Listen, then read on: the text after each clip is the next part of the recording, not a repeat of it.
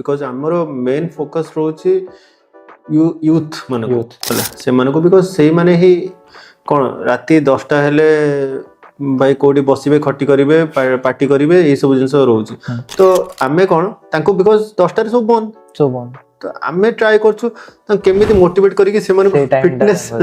fitness industry को आडू at least माने फिटनेस सेक्टर को से माने राति रे 10टा पर बॉडी पई से माने आसी वर्कआउट करन मु से पे समस्त जे भी देखा हुए संग साथी हो कि जे भी चिन्हा पिला समस्त को भाई 10टा रे 10टा कोनते भाई टाइम होनी ये होनी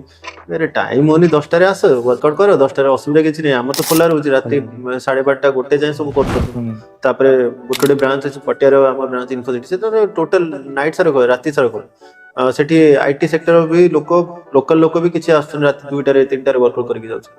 तो फिटनेस में किछि टाइम न था fitness is just simple thing it's a lifestyle